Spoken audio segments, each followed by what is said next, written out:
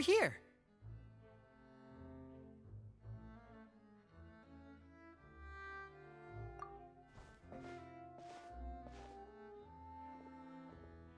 To borrow one of the more popular turns of phrase at the moment, this appears to be quite the fated reunion. Running into you two out of the blue like this has really made my day. You can say that again. What brings you to Poisson? Wait, Paimon's got it! You must be here for one of your magic shows, right? Actually, we've run into a bit of trouble on the home front, so Father arranged for us to stay in Poisson for the time being. Oh, are Lynette and Fremine here too? Yep, along with most of the other members of the House of the Hearth. You may have noticed Poisson seems a bit more crowded than usual. So you're saying nearly the entire organization has moved to Poisson?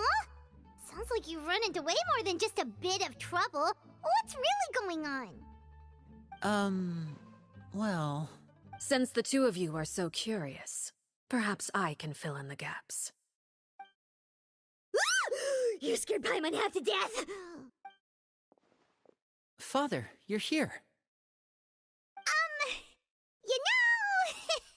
On second thought, maybe we don't need to know? It's all probably super confidential House of the Hearth stuff, right?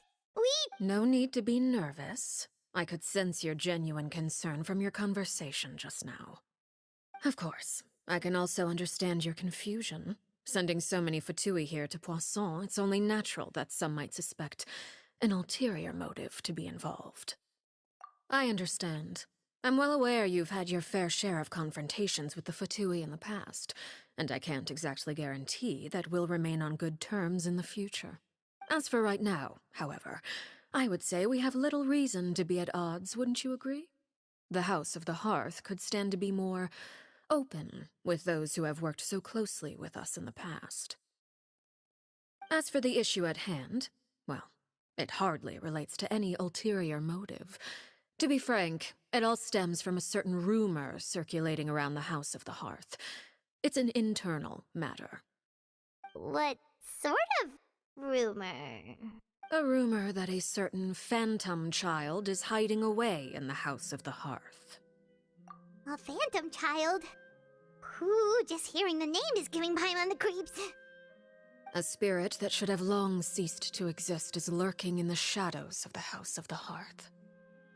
So I decided to bring the children to Poisson before continuing to investigate the situation.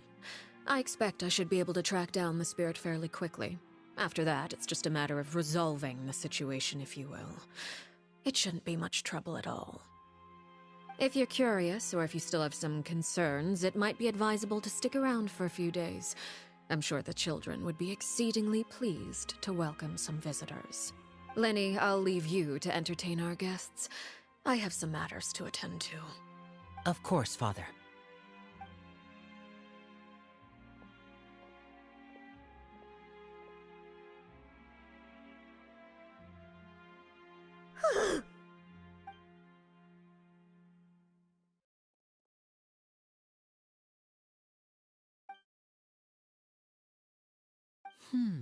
It has long been a dream of mine to invite you to our home and introduce you to my other siblings. You're quite well known in the organization already. A lot of people have been talking about you, especially after everything with the prophecy. If you're willing, why don't you stay a while and have a little chat with us? Alright. We don't have anything else to do right now anyway. But let's be clear, we're just gonna be there as guests, okay? Don't get any funny... Oh, wait a sec. Of course. During our stay in Poisson, we've been helping out the locals with some fishing. We bring in quite the bounty every day. In fact, today's the perfect chance for me to show you what I can do in the kitchen. Let's go. I'll take you to where we're staying.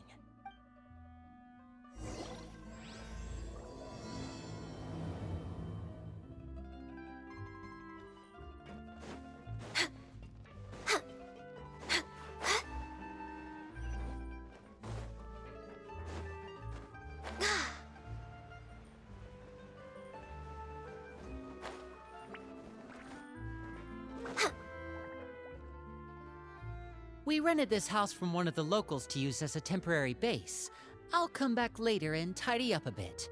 After that, it should be all ready for you to stay in tonight. Awesome, thanks! So, where are we off to now? Well, when I happened to run into you two earlier, I was actually in the middle of distributing some supplies. With this many people staying in Poisson, we have to bring in outside supplies every now and then. I should probably make sure the rest of these provisions get delivered, otherwise people might start to get antsy. Okay, we'll come with! There are all sorts of rumors about your organization floating around out there. Paimon's not sure if she could even take a wild guess as to what's true and what's not. But now that we finally have the chance to see a day in the life of the house, we can take a good look at how you operate! Well, you're more than welcome to come along.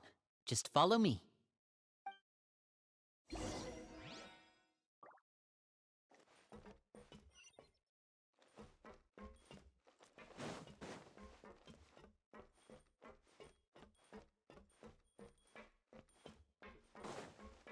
Next on the agenda...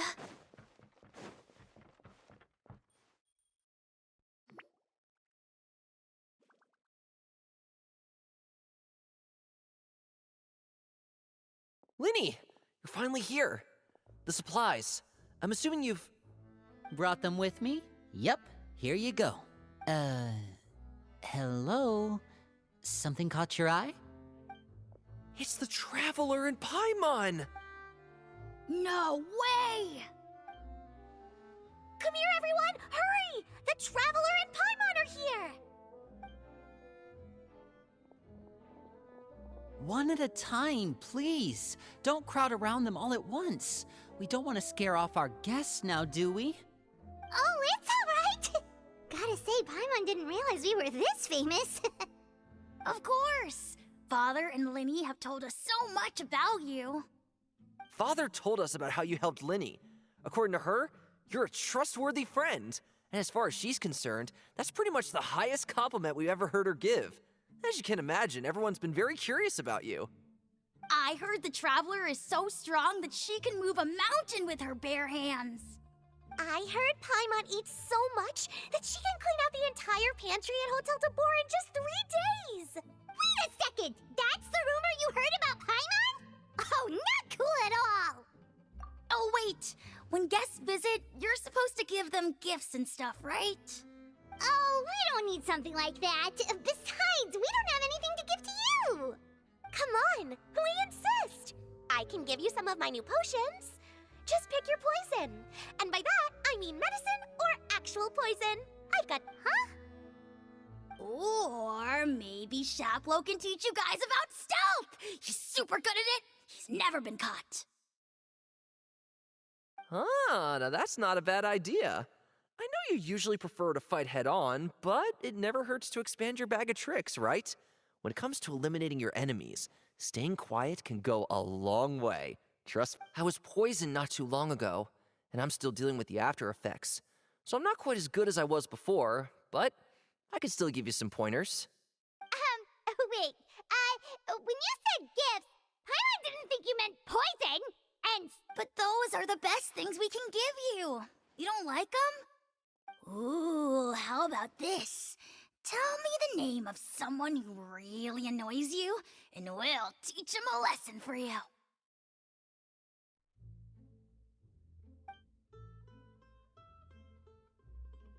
All right, Fold, Selwar. I think that's enough suggestions for now. When it comes to being a good host, it's the thought that counts. You don't need a physical gift to make our guests happy. In fact, pestering them with suggestion after suggestion might make them more annoyed than anything.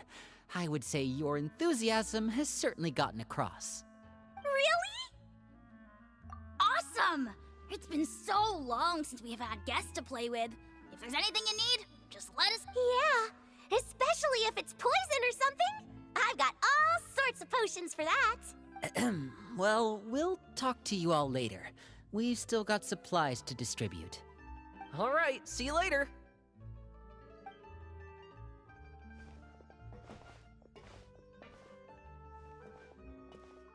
Bye!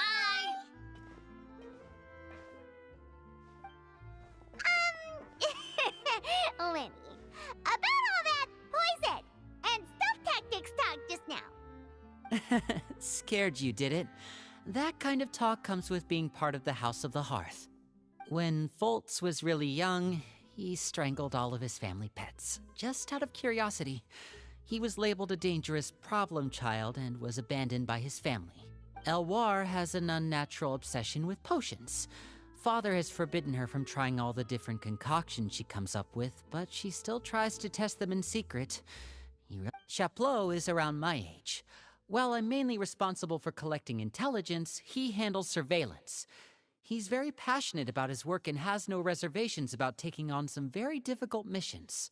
I know you two probably aren't used to that kind of talk, but I can promise you they only had the best of intentions.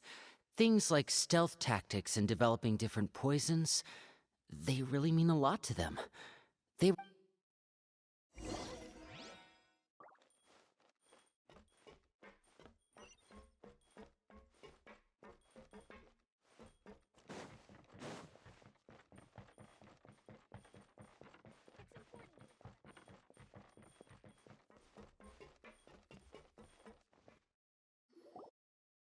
Filiol, supplies are here. Thanks. And who are these two? Allow me to introduce you. This is the... Oh, you're the famous duo I've been hearing so much about. It's nice to meet you. I heard you've traveled to all sorts of places. Is that true? Of course! We're making our way all across to that! Oh, good for you. You must be pretty familiar with Fontaine by now, then.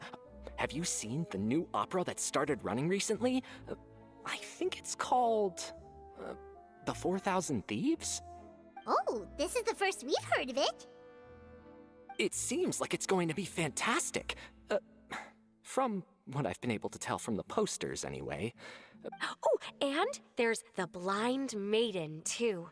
That one is supposed to have audience interaction. After this mission is over, I think I'll go get a manicure. Oh, maybe I should dye my hair. Wonder how much it'll cost. Is it just Paimon, or do these two seem much easier to get along with than the others? I heard that. Oh! Oops. I'm guessing you're referring to Foltz and the others? Yeah, we're definitely not all like them. I bet those crazies are practically foaming at the mouth right now. I'm sure they just can't wait to get back to Snezhnaya to carry out the... That's enough, Filiol. Don't talk about family members behind their back, right? Whatever. Let's go. Guess this is goodbye then. If you ever have some time, we should go see the opera together.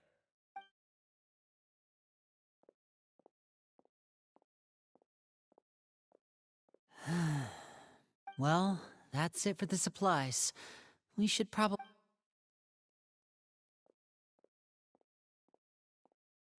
Well, they didn't seem too happy with each other. Seems like there could be something more going on here. You're right. We're only here as guests after all. Oh, Winnie's getting super far ahead. Come on!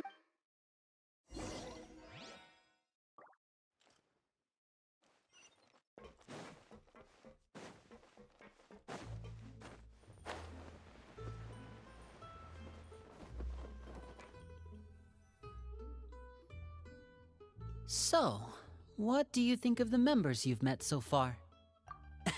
Well, Father is always encouraging us to be strong-willed and independent. So if there's one thing we've got, it's people who aren't afraid to speak their mind. Well, I should probably get cooking. Wanna join? Of course! Then let's head out and... Fremine? What are you doing here? Well... Hey, nice to see you again! Oh, you too. I heard you're here as guests of House of the Hearth. Welcome. We were just going to make some food. Why don't you come along? I could use some help in the kitchen, and I seem to remember you mentioning you wanted to make seafood soup for the traveler in Paimon. Seafood soup? Oh, Paimon's drooling already. Were you looking for something just now, Fremine? Maybe I can help. It's nothing. I just wanted to see if there were any extra supplies. Yeah, we've got some left over. What do you need? Some food and water, and some clean cloth, if possible. No problem. Give me a second here. Food, water... Wait a minute. What do you need all of those for? You're not on any missions as far as I'm aware, and you were just going to come eat with us. I thought I'd grab an extra portion because I get hungry at night. Could be because I'm growing, you know? Fremine, you remember what I told you? You're not like me. Your lying skills still need some work. Tell me what's going on. Is it really bad enough that you have to keep it from your own brother? Maybe it'll be better if we gave... Huh. This is the first time I've seen that kind of look on your face. Whatever happened, does it have something to do with Father? Just follow me.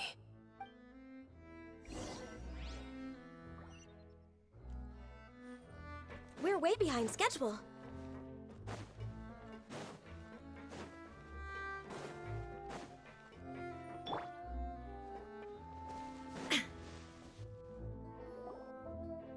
You're back! Oh, and you've brought some friends with you this time. Hello, my name's Linny. I grew up in the House of the Hearth. And you are? Hi, Linny. I'm also a child of the House of the Hearth, just like you. You can call me Clairvy. Clairvy? It's nice to meet you. Does that name ring any bells, Linny? No, not at all. That's not a name we have on our roster, I'm sure of it. What I'm not sure of, though, she must be the phantom child Father's been searching for. From the looks of it, I'm guessing you were the one that found her, Fremine. You, No, I haven't told anyone. I've just been keeping her hidden. For how long?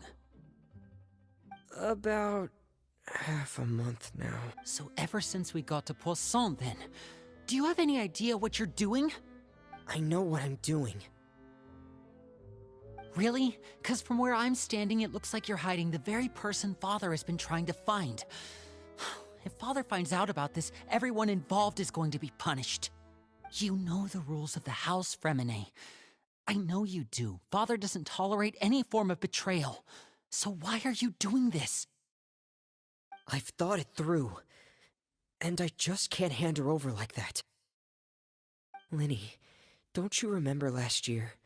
Chaplot nearly died after getting poisoned during that one mission. He wasn't able to get back before the poison started taking effect, and not a single person was there to help him. That night, while I was sleeping, I heard a voice telling me to go save him. I opened my eyes, but I couldn't find the source of the voice. I thought maybe I was just hearing things, but I went to look for him anyway. That feeling of being haunted, of hearing voices, it's happened many times in the House of the Hearth. I'm sure. So what you're saying is, that was her? She was the one who spoke to you that night? Unless there are other spirits roaming around the House of the Hearth, I don't think there's any other possibility. If Clairvy were our enemy, it wouldn't matter whether she was a spirit or an actual child. I would have acted without a second thought, because that's what Father ordered us to do. But she's been living with us, helping us from the shadows all this time. I think that makes her family. I couldn't just hand her over to be dealt with. Not when there's so much we still don't know. So what's your plan then? You can't keep her here forever. Someone is bound to find out eventually. I haven't thought that far yet. I don't want to disobey an order from Father. Come with me. There are a couple things I'd like to say to you in private.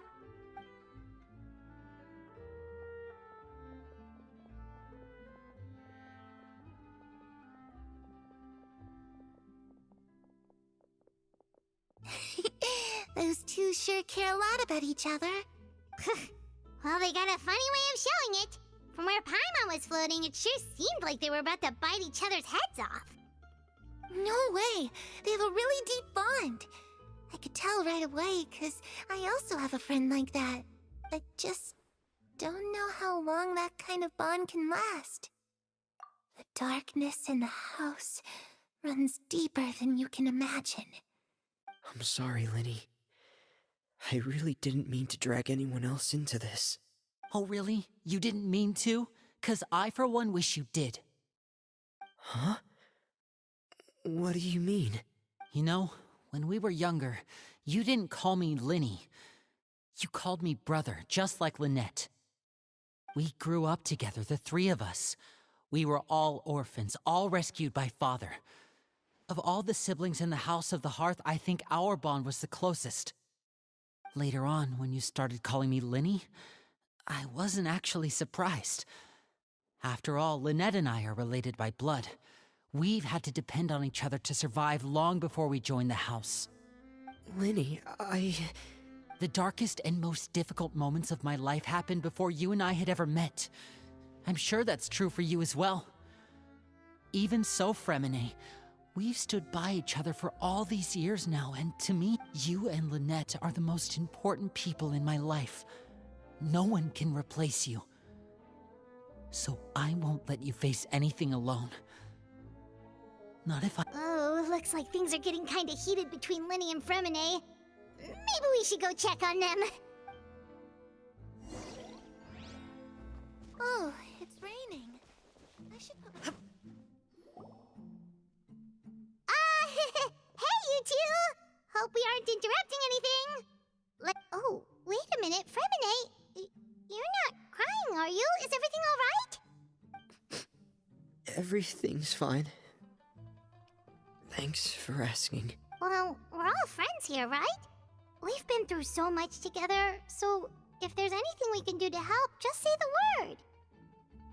It's just a small family dispute. It's not something our guests should trouble themselves with. In fact, it might be better if your stay ended here. What are you getting at, Traveler? When guests are around, families are often on their best behavior. And any disputes are less likely to escalate. That's what you're trying to say, isn't it?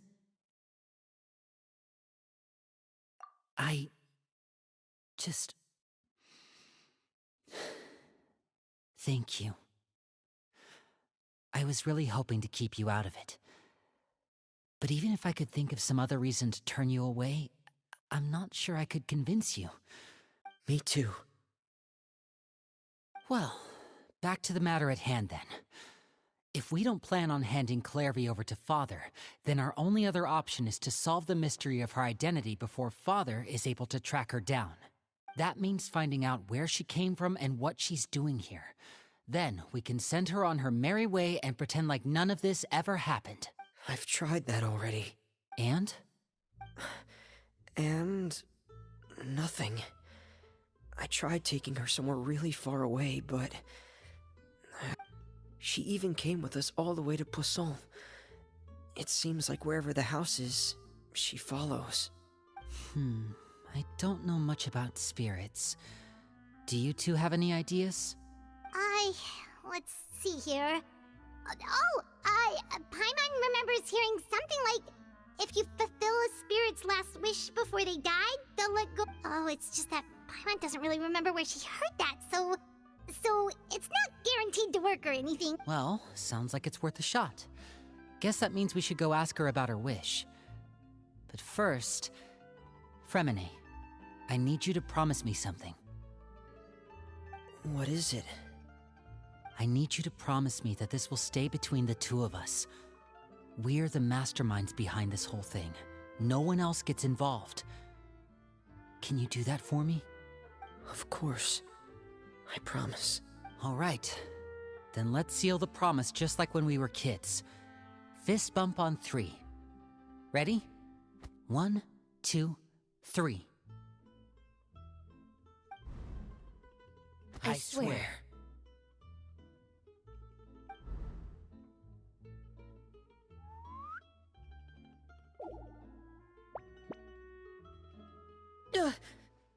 Whoa!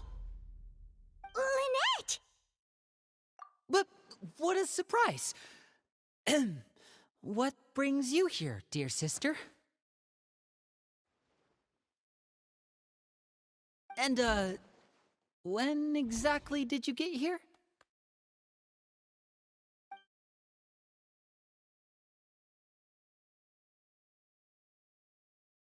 You're an idiot, brother.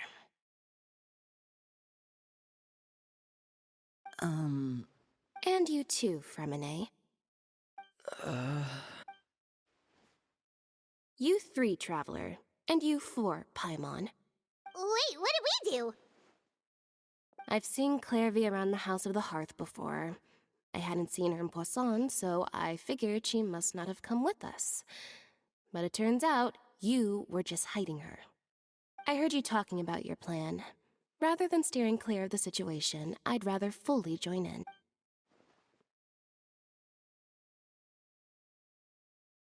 If you don't agree, I'll have no choice but to report everything back to Father. Simple as that. You're not giving us much wiggle room here, Lynette. Well, I guess we're all in this together then. After we talk to Clairvy, we'll figure out our next move. There's no time to lose. Let's go. The world remains constant over the centuries. I'm full. Thank you for bringing me this food, you guys. She said she's full, but the food doesn't look like it's even been touched. That's right. Based on what I've been able to observe, it doesn't seem like Clairvy can interact with the physical world at all. Still, when she's presented with food, she'll always linger around it for a good little while. Maybe, in her mind, she really is eating those things. Does she know that she has already passed away? I've tried to ask her, but she didn't answer. My guess is that she's just as confused as we are. Clairvy, if you've got some time, I'd like to ask you a few questions. Sure. Oh, another new friend. Hi, I'm Clairvy. Hello. Clairvy, how did you join the House of the Hearth? Huh?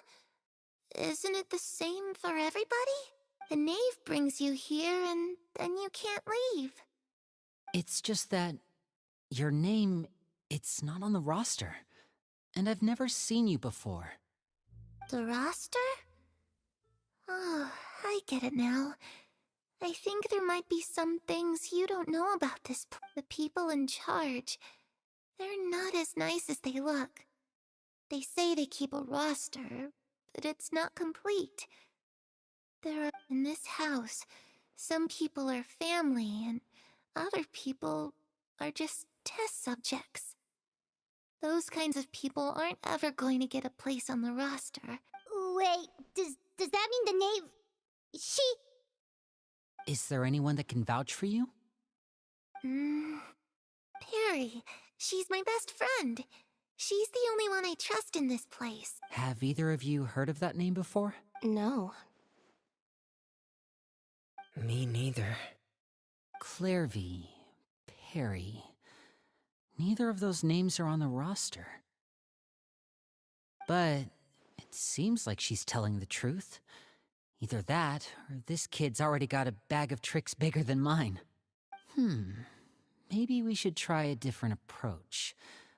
Clairvy, do you have a wish? A wish? It can be anything you want. Just imagine. It's your birthday, you're blowing out the candles, and your wish is...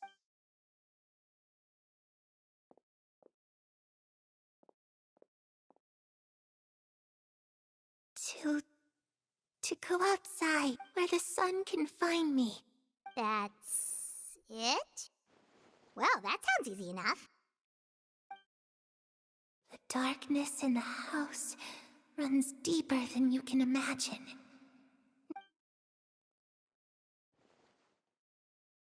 Okay, time to divide and conquer. Listen up. I've got a plan. I'll try and find a way to use basic illusory magic to take Clairvy outside and bring her somewhere with sunlight. Lynette, try and find the list of executions that Clairvy was talking about and see if her name is on it. Fremine, you stay in Poisson. We can't be the only ones who've had run-ins with Clairvy. I need you to collect intel on everything she's said and done. Understood. I'll try my best. What about us? What should we do? I really appreciate your willingness to help, but this is a family matter. I don't want to drag you into... Let me think. Since Father considers you to be guests, maybe you could stick by her side for a little while. Ah, Paimon gets it. You want us to distract her. I'll give you a magic bird. If Father suspects something, all you need to do is release it when she's not looking, and it'll alert me that something's wrong. Of course, that's only as a last resort. If Father doesn't seem to notice us, there's no need to make contact. We'll If the worst-case scenario happens and we're discovered, just tell Father everything. We're not going to let our guests get punished for our own actions. That's where we draw the line. You too. Okay, this is where we part.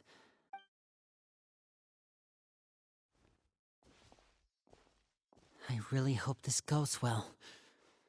No, it has to go well. That...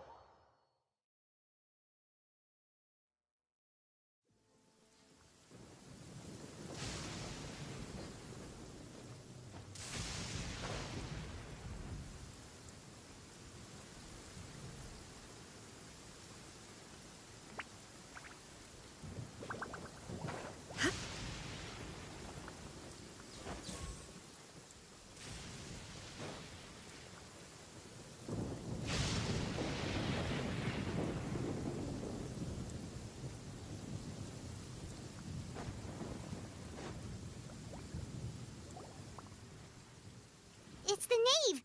And... child! Hey, aren't you supposed to be in Snezhnaya recuperating? What are you still doing in Fontaine? Oh, it's you two. I didn't expect to run into you here. I was unconscious for quite a while after the fight in the Primordial Sea. After I woke up, I realized I was being taken back to... I couldn't have that now, could I? Not when I've still got unfinished business here in Fontaine. So, I mustered up all my strength and made the journey back on my own. What sort of unfinished business are we talking here? It has to do with Skirk, my master. I really wanted to meet up with her, but by the time I got back, she had already left. I still have so many questions for her. Without any other leads, all I could do was ask the knave to help me track her down. She must have left behind some traces from her time in Fontaine. Oh, okay, so have you found any clues? Unfortunately, no. While the House of the Hearth is adept at collecting all manner of intelligence, certain existences... Basically, unless Master feels there's a need to meet with me, she's not going to be found. But that problem has an easy fix. I just need to become stronger, and then... Paimon thinks you should focus on getting better first. The worst of it is over. It's all thanks to that one kid from the House of the Hearth. Elwar, I think her name was. She gave me a bunch of random potions to drink. They didn't go down easy, let me tell you. Pain and chills all over. But they really did help speed up my recovery. And that's good, because it looks like I really do have to head back this time. The old man's been putting the pressure on me. He sent someone to tell me I'm needed for some sort of project. Project Stuja? Yeah, that's the one. I heard Regrator's involved too. I'm not looking forward to having to listen to all his monologuing, that's for sure. Hey, maybe you could think of a way for me to stay in Fontaine for a little longer. Helping Linny and the others brush up on their fighting skills would be far more interesting. If you and I could spar, that would be even better. I've been waiting for a chance to see you go all out. And what a sweet little daydream that is. But I also have a role to play in all this. Besides, considering how little they see fit to step outside the homeland, being called on to return to Snezhnaya by such illustrious dignitaries. What a great honor. Wouldn't... One I could do without, I'd say. Is it just Paimon? Or does it kind of seem like they're... So, dear guests of the House of the Hearth, to what do I owe the visit? Right! We're super close to Linny and the others, but we still don't know much about you! Is that so? Introductions have already been made, have they? Oh, well, you see? There's only so much you can learn about someone from a short introduction. At least tell us something a little extra. Huh, good question. I'd also like to know. The fact that you have to ask tells me our intelligence work has been quite successful.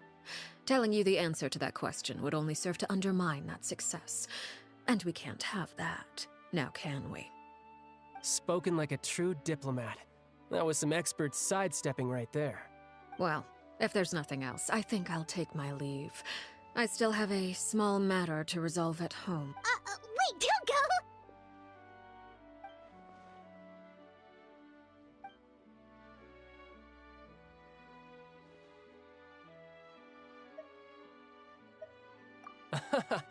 I'd also like to hear the answer to this. I've met some of the members of your organization, and they all seemed like really good kids. They actually reminded me of Tonya and Tusser.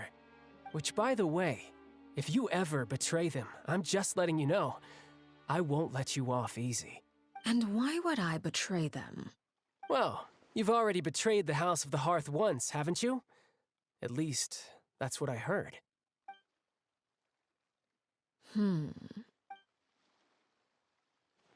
Okay, I admit. That's just what the old man told me.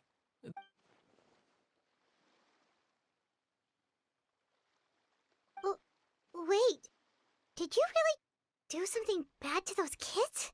Never mind what I've done. I'm more curious as to what the mighty rooster had to say. Care to enlighten me? Well, nothing much. Just some stuff about you taking out many other members of the House of the Hearth, and even going so far to attack your own family. I see. Oh, based on your reaction, I'm guessing it's all a bunch of lies. Hardly. I don't appreciate his particular turns of phrase, but I suppose he didn't say anything untrue. Although, it would be more accurate to say that there is a certain level of prejudice involved, but I don't intend to clear that up just yet. Prejudice has a funny way of concealing the real truth behind certain things. Call yourself a Fontanian, for example, and people will assume all sorts of things, when the real truth is that this is simply the land where I was raised. Huh? You're not actually from Fontaine?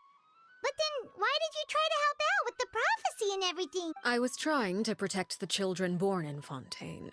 Claiming that I myself was a Fontanian simply made it easier to operate. People would hardly suspect a fellow Fontanian of having any ulterior motives. The primordial sea wouldn't have any effect on me, but it would have caused great harm to the House of the Hearth. Well, you wanted extra information, didn't you?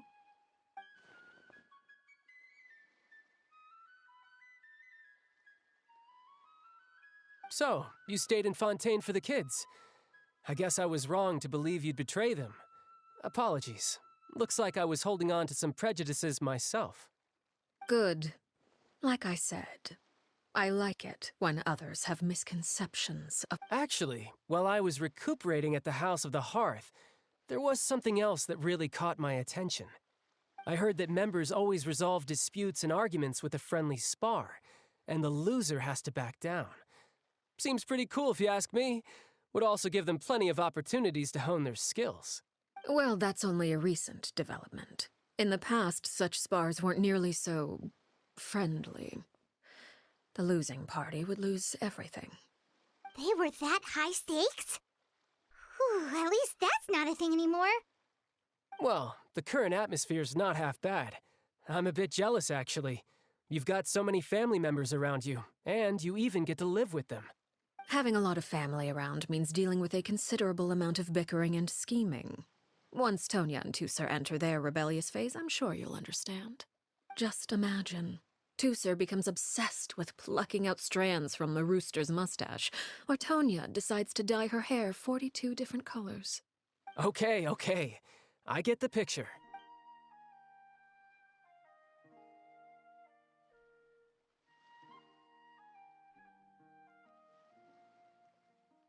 Well, would you look at the time? I should... Traveler, Paimon, I'm not sure where our paths will cross next, but the next time we run into each other, we should definitely try and find some time to spar. Again, maybe this is a conversation we can have when you look less like you're gonna keel over. All right. Well, thanks for everything, Arlecchino. No thanks necessary. You also played a part in obtaining the Gnosis. I would say we can call ourselves even. I like the sound of that. Well, I'm off. We should probably get going too. Do you want to head back with... Oh? You want me to leave so soon? Oh, what? I'm rather enjoying the evening breeze. If you don't mind, I think I'll stick around for... Apologies for not attending to you like a proper host. Please forgive this slight. We managed to keep her distracted until nightfall. Good thing Child was there to keep the conversation going. You don't think she suspected anything, do you? Oh, I wonder if Liddy ran into any issues. Let's hurry back and see how everything went.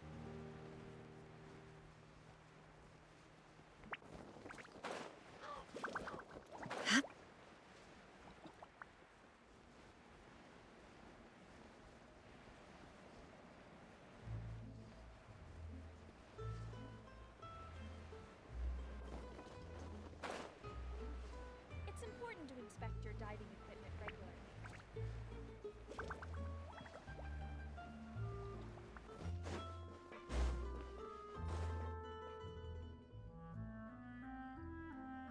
Lenny, how did everything go?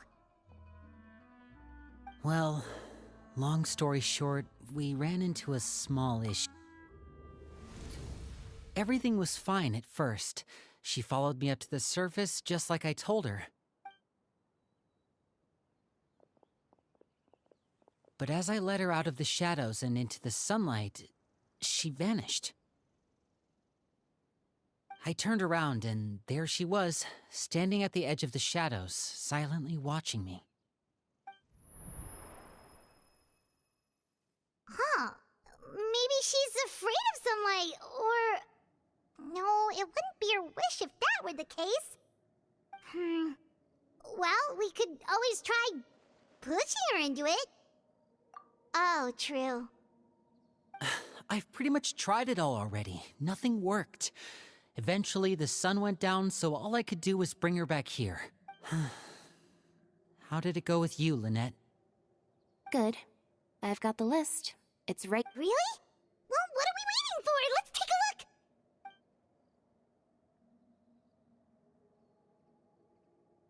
Oh, that's a lot of pages. Oh, it's gonna take forever to get through it all. We can each take a section. Here. La Pouillade, L'Endroit...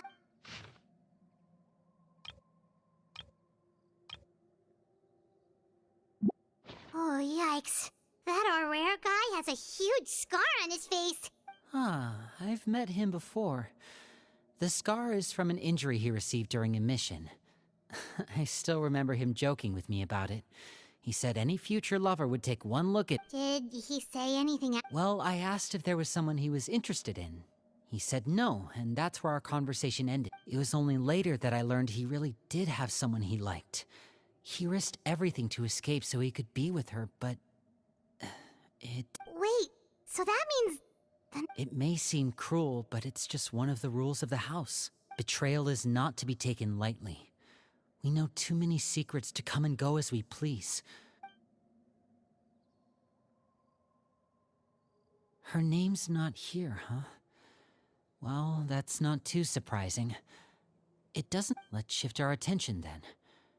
Fremine, were you able to find anything? Fremine... Sorry. I was thinking about something.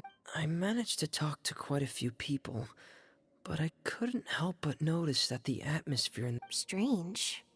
Yeah, I mean, I know there have been arguments in the past, times when people haven't gotten along. Chaplot and Filial are a good example of that. Oh, those are two of the people that we met while delivering supplies. Paimon can see how they might not get along. They had very different vibes, and their, interests seem to be pretty different as well. That's to be expected, actually. Father brought us all here, shared her knowledge with us, taught us how to fight. That's one thing we all share. As members of the House of the Hearth, we're also considered part of the Fatui. And to a lot of people, that's an identity they never asked for. Certain members get older and realize they want something else for themselves. But considering the rules of the House, most people would never say that out loud. People like Chaplot and Foltz are loyal to Father and her vision. They're proud to be part of the Fatui. Filial and Nantoy, on the other hand, well... These kinds of conflicts have always been there. It's not like Father is in the dark about any of this. Well, that's true. But it just feels like things have gotten worse lately. Filial and the others... It seemed like they were meeting in secret to talk about something. I can't say for sure, but I think they've met Clairvy. You think she's been inciting them to act out? No, not exactly. But I wouldn't be surprised if she said something to them about the darkness in the house. She's told me about it before. Experiments being run on children. People being used as pawns on the battlefield without so much as the strength to survive. And they just believed all that? Without any evidence? Clairvy's words probably gave them the excuse they were looking for. Whether they actually believe them to be true is secondary. This is all because of Project Stuja, isn't it? Whoa, hold on a second. What's this Project Stuja all about, huh? This is the second time it's come up now. Sorry, but I'm not sure of the details either. I only know what Father has told us, which is that it's something the Rooster and Regrader have been working on together. Apparently, it has to do with the Fatui's strategic plan for the future. Because the House of the Hearth was so successful in obtaining the Gnosis, we now have the honor of playing a key role in Project Stuja. Wait, but isn't that a good thing? Key role is just another way of saying dangerous role. To us, the whole thing is an inconvenience. Father thinks so too, but she's in no position to refuse. Their plan isn't exactly unreasonable, and they've been funneling the house a lot of funding. It's just that we'll lose a lot of members in the process. Participating in the plan, it's an honor in name only. What they're really trying to do is subdue us. The existence of a...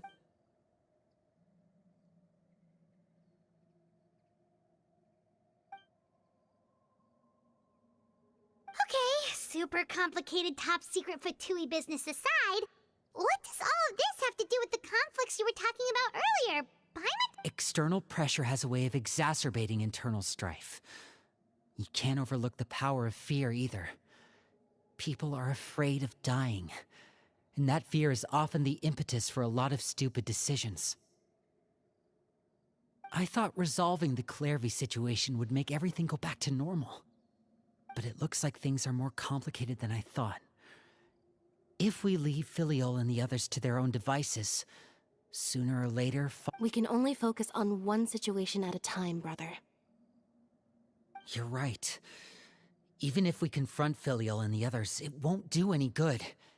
It might even make matters worse. We should focus on Clairvy for now. Well, it's getting late. We should head back and get some rest. We'll try again first thing tomorrow. Lynette, you stick with me this time. Fremine, keep a close eye on Filial and the others. Make sure they don't do anything they'll regret. Good work today, everyone. Have a good night, and I'll see you tomorrow.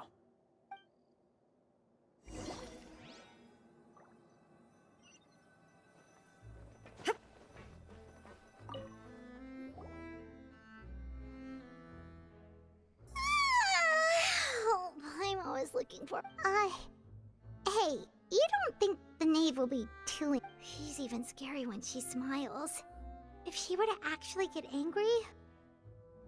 You have to protect Paimon if that happens, okay, Traveler? Oh, well, in that case, we should just plan on running away. We'll grab Linny and the others and we can make. Look! Look over there! Quick, let's catch up with her before anyone sees.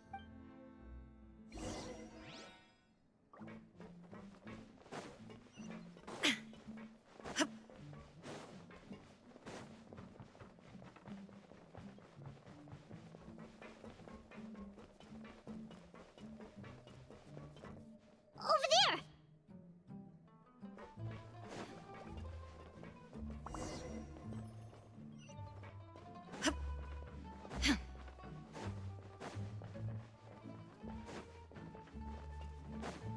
Oh, where is she going? Oh, if someone sees her, we're toast!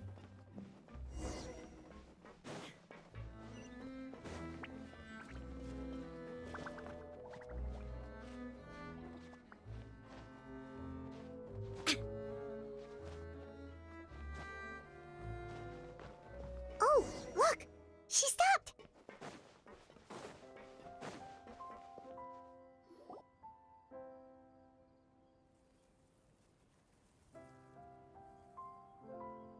Clairvy! Shh! I opened the window while no one was looking. Look how pretty the outside is. If only I could have more than this. You probably think I'm being silly, huh? All this hopeless resisting? It's better to dream of what I could have than try to make it a reality, right? Please, help us get on the same page here, Clary. We need you to tell us what you know. Sure. Although, after you hear all this, everyone in this family is nothing more than a tool. Something to be used and exploited. We're all, as long as you're useful, you get to stick around. Lose your value, and you're handed over to the doctor, experimented on, and given a fate worse than death. I've seen it happen again and again, and I've had enough. You're saying the knave did all that? It's just, that doesn't seem like something she would do.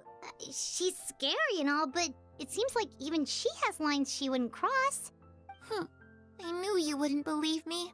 Everyone thinks she's a good person. They all think of her like a real mother. Mother? But she doesn't deserve that title. She's disgraced it and tarnished it.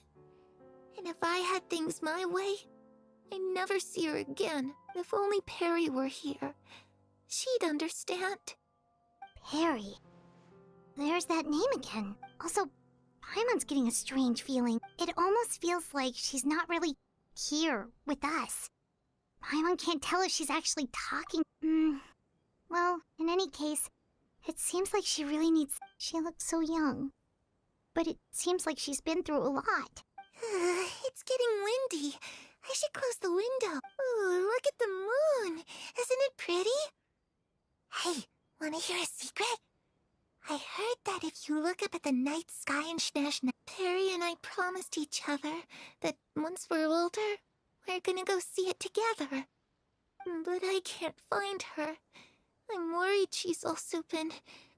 No, that wouldn't happen to her. I should really go talk to Mother, but we just fought.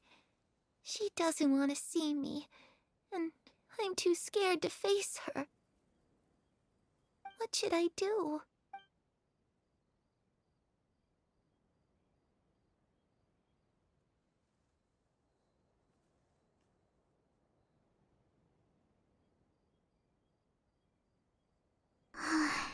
Paimon really doesn't understand what's going on with her.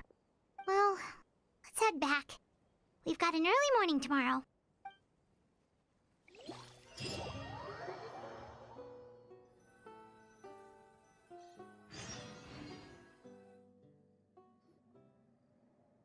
All right, looks like we're all here. Let's go ahead with the plan. Oh? What is it? What makes you ask that?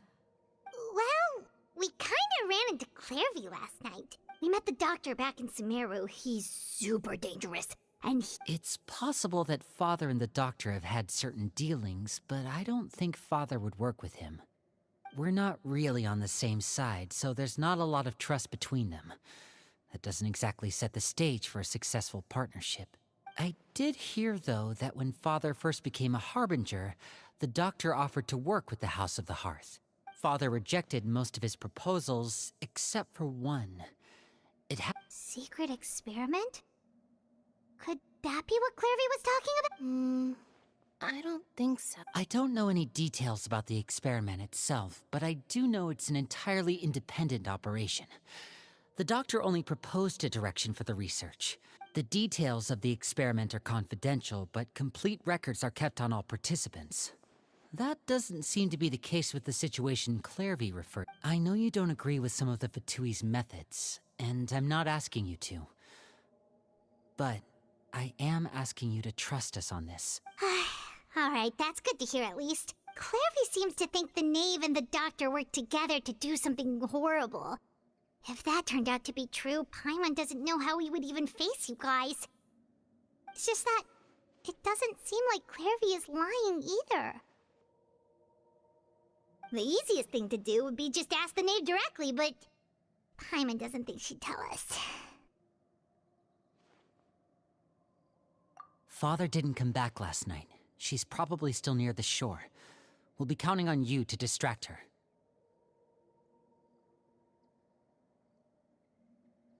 Lynette, you're with me. Fremine, you know what to do. Be on your guard, everyone. All right, let's get to it. All the world holds dear is but a backdrop of constant motion.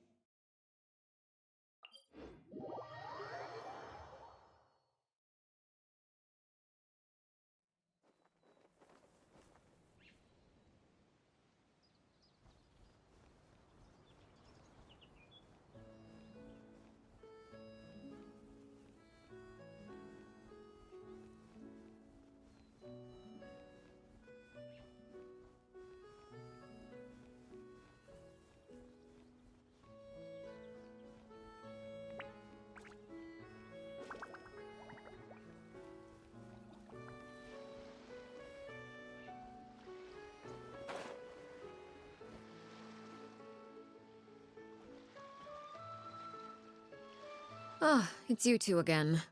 I must say, you look a bit pale. A little. Perhaps if you had less on your mind, you'd be able to absolve yourself of such trouble. So what are you planning to do now? Catch up on some sleep? Or should I give you some time to rack your brain for a topic to discuss before I ask any questions? Although I must profess to being curious. Without Child here, how do you plan on distracting? Us? Distract you? A good one, but no. Looks like you could have used some extra time to think. No matter. If you don't have any other plan, don't worry. I'll be sure to steer clear of any scheming children. The ocean breeze is sure nice today. Children always think they can hide things from the grown-ups. But nothing gets past me. Least of all a little scheming. I think I'll let them have at it for a little longer. Well, I'll leave you to think things over. If you're so inclined, meet me outside the Palais Mermonia. Good things come to children who do as they're told. So I do... What should we do? She clearly knows about everything we've been doing, and Paimon doesn't think it'd be a stretch to say she was...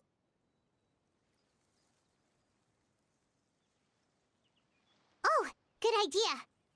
Well, we should probably head to the Palais Mermonia. Paimon doesn't want to find out what happens if we don't show up. Based on what the Knave was saying just now, it sure didn't seem like it'd be anything good. Okay, then we probably shouldn't keep her waiting. It seems like Linny and the others are on thin...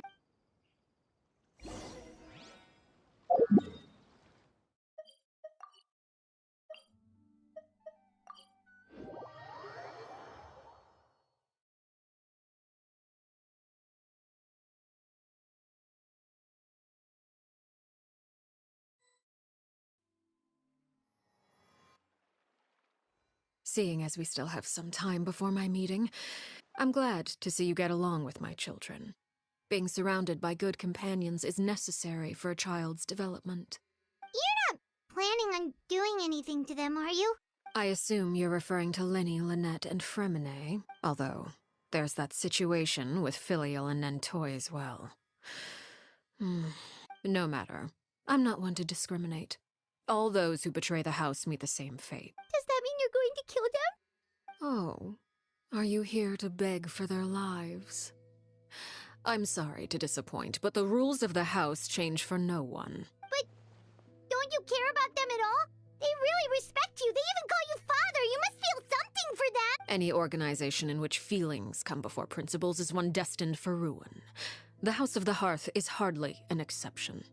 You could say our principles are more stringent. That perhaps I can offer you this consolation at least.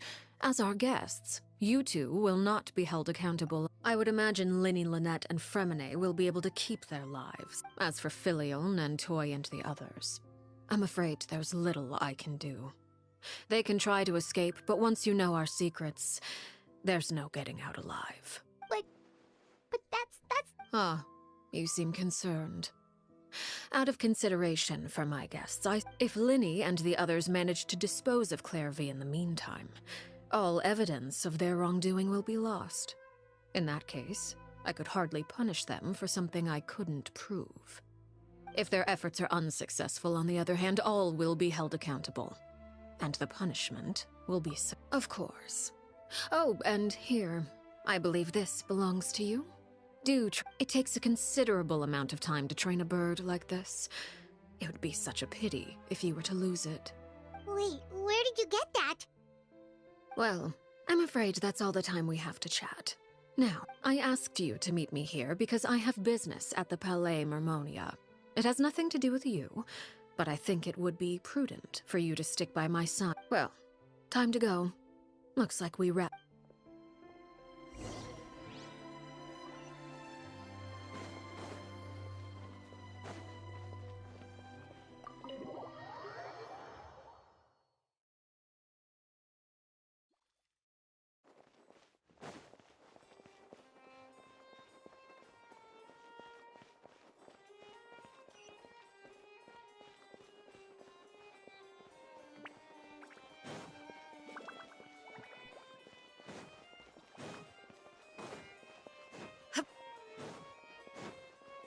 You have to think before you act.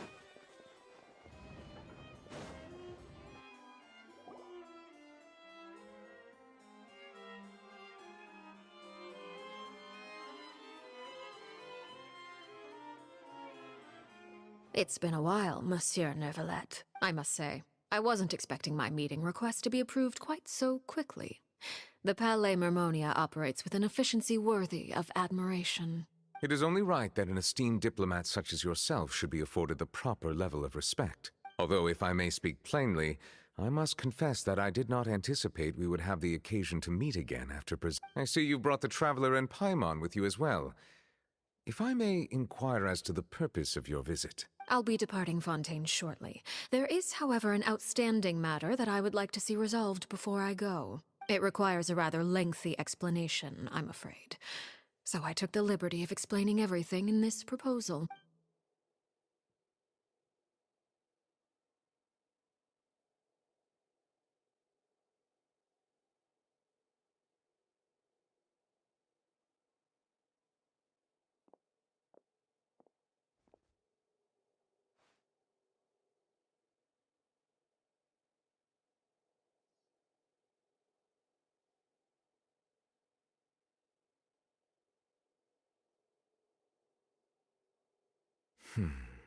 I understand your request. However... I heard you have a certain fondness for water tasting, Monsieur Neuvillette, so allow me to use water as an analogy. A family is like a large body of water with countless rivers flowing in and out. As someone who watches over this system, I would hope that each river that flows from the source will eventually reach the ocean. Of course, objectively speaking, I know this is impossible. Most of the rivers will dry up along the way, disappear. Not all rivers are destined to reach the ocean.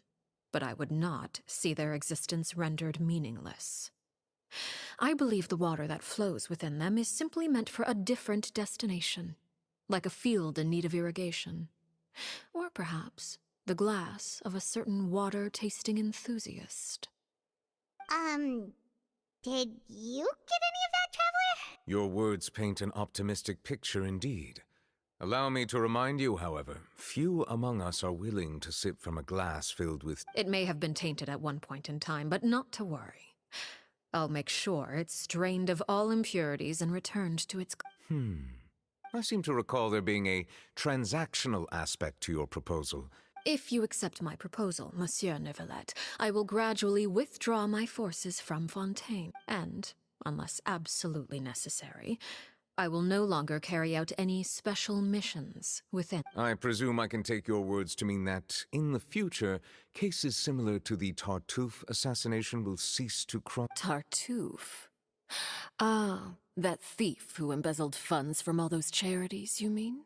My deepest condolences to his family, but without any evidence, I cannot imagine how the Of course, if you accept my proposal, Monsieur Neuvillette, I'm sure certain measures could be taken to reduce the frequency of such... You choose your words carefully indeed. In that... My thanks for your generosity. Well, with that settled, we should be going now. I took the liberty of bringing along 2 bottles of spring water from Snezhnaya for you to enjoy. I do hope I get the chance. Indeed. I trust you would not overlook your commitment in the meantime. All right, Traveler Paimon. Time to go.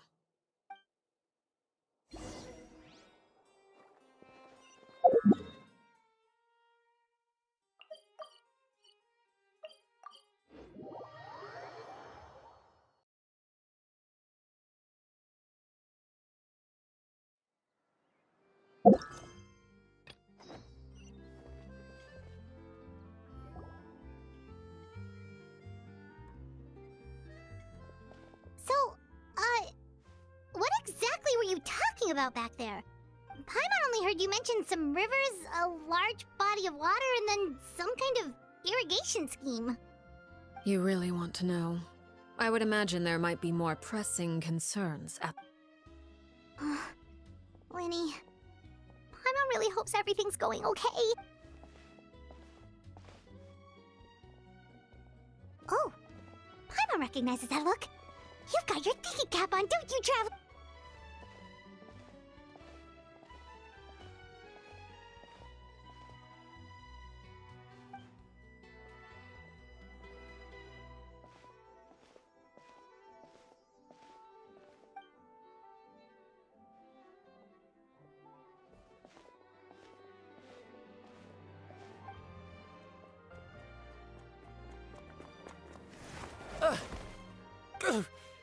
Oh, shoot. Are you alright? Oh, jeez. I'm so sorry. I was so focused on selling these Well, let me make it up to you at least. Here, take... Oh, you don't have to give us anything. Please, I want to. It's not like I'm short on supply. All the extras... It's my fault, really. I was just trying to bring home some extra mora for the family, but I bit off more than I can chew. I haven't... What's going on here? Nothing much.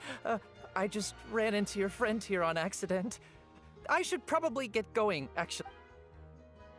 Hold on. Of course, I'm happy to compensate you with mora, it's just... I don't have any on me at the moment. I'll take 3 papers. Here. Your payment. Oh! Thank you for your patronage. May the Archons bless you with good fortune. If only I had the chance to run into such generous customers every day. I should probably just take on a smaller inventory though, right? I'm getting married soon, so sometimes it's hard to not get ahead of myself. Well, now that my affairs are settled, we should take the boat back to Poisson. We've even... Actually, why don't we stick around for a little longer? Paimon just realized how hungry she is. She can't head back to Poisson. It appears you two are under the impression that delaying our return will somehow alter the situation in your favor. That being said, I could be persuaded to give Linny some extra time. I just have one If you agree to my request, I'll even answer some of your questions. You're quite curious about Claire. Wait, why are you being so generous all of a sudden? You're not. You overestimate yourself. You don't have the talent for bad things. Then what can you possibly. The most important consideration in a negotiation is that both sides receive something they want. Wonderful. When the time comes, make the choice that you deem most appropriate in the situation, and lend your help to the house. Okay, sounds normal enough. That is for you to decide. Then we have a deal. Follow me.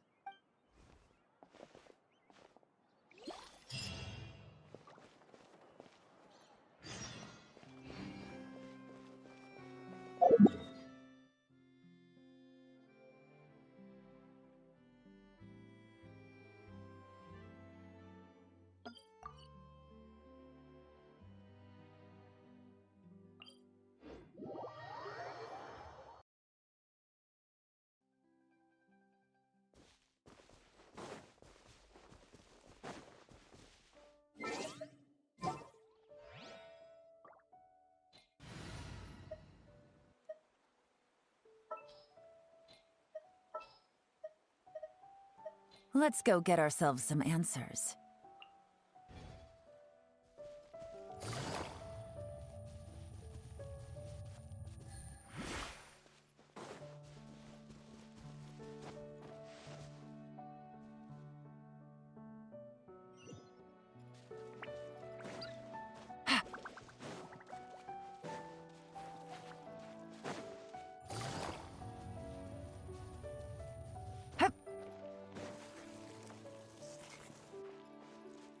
Take it easy.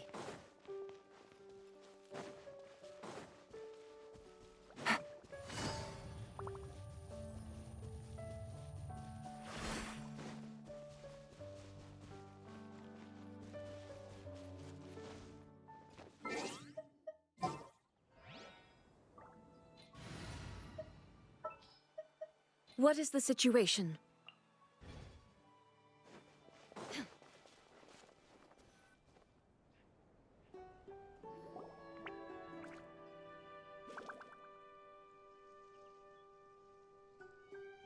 What is this place? Somewhere long forgotten by everyone. It used to be a ground, but no one comes here anymore. Nor does anyone care about what once happened here. It was before I became a harbinger. And before Linny and the others joined the House of the Hearth. Due to certain events, I first killed Clairvy and then her mother. You were the one that killed Clairvy? Patience now. Allow me to explain Clairvy's side of the story first. I'll start. Clairvy was 6 years old when she was brought by her mother, Crucibina, to live in the House of the Hearth. From the outside, it seemed like a fairy tale. Crucibina was the knave at that time, and the House of the Hearth was under her control. She was Clairvy's mother by blood, but she was also the mother to all the children in the house. Clairvy was happy here, for a time. But she quickly realized that being part of this family wasn't a fairy tale at all. Purgatory? Exactly. The House of the Hearth takes in war orphans from all over Tevat. But as for how to raise them, that depends entirely on the person in charge. Crucibina came up with a novel idea. She would teach the children to fight, force them to duel each other, and then crown as the king of the house the child who proved themselves most worthy of inheriting her title. It's difficult to estimate the number of children who died or were maimed in the process. There's little I can say about the ones who died. The ones that emerged with permanent injuries, on the other hand, well, they would be handed over to the doctor to be experimented on, or sent away on dangerous missions. Nothing more than tools to be used and then discarded. So those were the experiments Clairvy was talking about. But But what actually happened to her? You said that Clairvy was Crucibina's daughter, so if Clairvy tried to convince her to stop what she was doing, Crucibina probably would have listened, right? Despite being Clairvy's mother, Crucibina cared little for her daughter. She forced Clairvy to join the House of the Hearth only as a means to demonstrate her own impartiality as a mother, to prove that she treated all her children equally.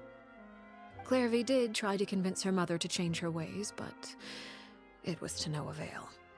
After her efforts failed, the only other option was to rise up and try to fight back. Unfortunately, the other children had already been thoroughly indoctrinated into the illusion of happiness Crucibina had created. Of course, there was one exception. Someone Clairvy's age, who knew the truth about the House of the Hearth. Wait, the friend that Clairvy mentioned? Friend, huh? I suppose we can call her that for now. Clairvy was a cheerful and passionate person with a tenacious spirit. Peruere, on the other hand, was rather cold-blooded. Her cold-blooded nature allowed her to see through Crucibina's facade. Yet, it was also this cold-bloodedness that prevented her from acting against it. At least at first. While Clairvy longed for freedom, Peruere was convinced that, amid all the fighting and violence, despite their differences, the two became fast friends, united by their knowledge of the truth. Clairvy told Peruere that she hoped to create a real family.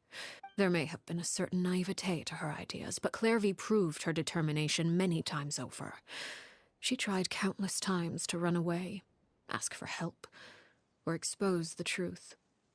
But her efforts only earned her beating after beating.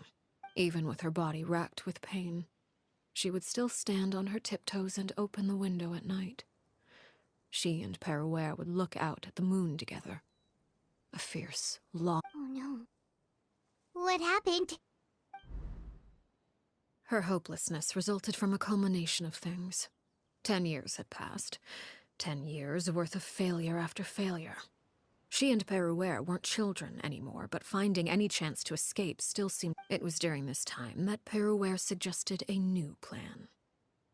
If escaping was out of the question, why not take down the very person sitting on top of this throne of lies? Clairvy rejected that proposal. She claimed that, as a famous harbinger, Crucibina possessed an unimaginable amount of power. Clairvy never gave another reason, but Peruere could see it written all over her face.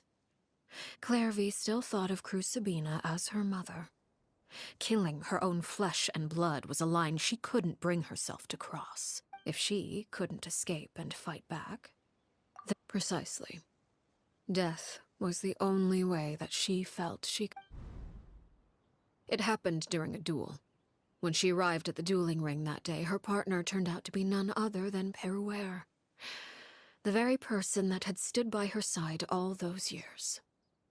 It was a fierce battle. From that moment on, Peruere's journey was one written in flames. When the rain finally came and washed it all away, there she stood, the sole victor in Mother's endless game of slaughter. A trail of corpses strewn across her path to success. It was the very result she had predicted 10 years prior. Even then, she believed she would make it until the end. She wasn't surprised by the fact that she emerged as Mother's undisputed heir. Rather, her success left her with an inexplicable sense of restlessness. She was unsettled, and there was only one thing that could quell that sensation. Perhaps you two would like to take a guess as to what it was. Crucibina, you mean? Correct. This is the place where Peruere killed her best friend. A mere year later, this is also the place where she fought tooth and nail the moment she acted. Any conception of what was right or wrong ceased to matter. It's one of Peruere won the battle, and became a harbinger herself. After which Her Majesty, the Tsaritsa, bestowed upon her a new name. So the Perry Clairvy was talking about... It was you all along. You're Peruere. I left that name behind long ago. I must say, hearing it now does bring back memories. After I defeated Crucibina, the moniker of Mother died with her. I chose to forego the title she called herself and even chose to give up my own name. I rebuilt the House of the Hearth under a new identity. And that is where the story ends. Yeah. Based on what you just told us, Clairvy wasn't a little kid when she was killed. I suppose you could call her an illusion born of flame. Her existence is like ashes to a fire. You see, a certain power runs through my veins. It's not unlike a curse. My flames leave behind shadows of anything they consume. Of course, the chances of those shadows morphing into a sentient entity are exceedingly slim. Clairvy died when she was 16 years old, but what emerged from the flames was her 6-year-old self. Her appearance wasn't the only. Memory is a mysterious thing indeed. Losing a portion of your memories will alter your sense of self. Lose 10 years' worth, however, and it would be like living in the... No wonder Paimon got such a weird feeling when we were talking to her. Perhaps I should put it this way. Clairvy is someone trapped in time. It may seem like she exists with us in the present, but she truly lives in the confines of her... So if all of that is true, then you must have known about Clairvy for a long time. Indeed. She's a rather volatile and... but other times, she would hide from me. Shadows don't have the capacity to learn or grow. Any new information they encounter is quickly forgotten over your attempts to expose Clairvy to sunlight.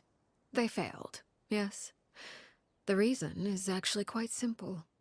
In Clairvy's mind, the house is impossible to escape, but... no matter. All I have to do is kill her again, and all will be resolved. I don't intend... Wait! Paimon can understand why you might want her gone, but isn't there another way? So what if she's trapped in her 6-year-old self? She's still your friend! At least talk to her first! It's too late for that. She broke the rules, and now she must be punished. That goes for Filial and Nantoy as well. I hope you understand. The difference between Crucibina and myself lies in our formulation of the rules, not our policy for enforcing them. Is this really what you want to do? Whatever could you mean? Don't you want to say a proper goodbye at least? Whether as a killer or as a father, there are two things that must be avoided at all costs. Anger makes you impulsive. Sorrow causes you to waver. Well, it appears it's about time to proceed. Before we arrived, I told some of my well-behaved... I do believe I've kept my end of the deal. I give your friends quite a bit more time.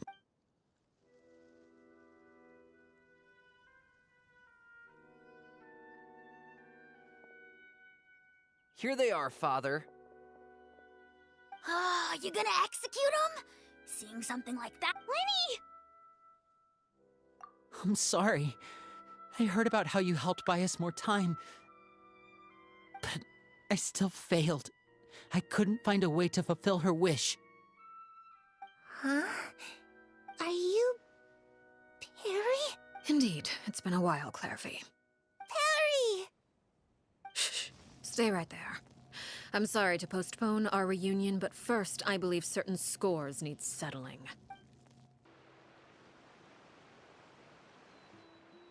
Father, let me explain. Out of my way. Father! You chose to conceal a threat to the house. And for that, you must be punished. Overall, however, I suppose your wrongdoing is hardly the most egregious of the bunch, so I'll deal with your punishments later. As for right now, the more pressing concerns are the traitors among us. By traitors? Do you mean us? Father, let me explain. We didn't mean to... Fultz, why don't you share what you heard? Yes, Father. Secret Midnight Meeting number 3. Participants, Filial, Nantoi, Sato, Toddy. Nantoi clearly said, if only Father wasn't the one who took us in. Sato added, I'm sick of this life. I just want to live as a normal person. Filial was the worst of them all. She called us crazies and said a bunch of mean things about Father. I did not! You're lying! Foltz is trying to frame us. It's not like I'm the only one who heard those things. After that, you and Toddy and a bunch of other people started talking about Clairvy. You were using all those things Clairvy brought up as an excuse to question Father. We're birds locked in a cage. The only way out is to destroy it. That's what you said, wasn't it? You little... You just want me gone, don't you? What did I ever do to you, huh? And you, Sheplo, have you forgotten who stood by your sickbed, watched over you, and changed your dressings? Come on, let's hear it then. What's your reason for all this?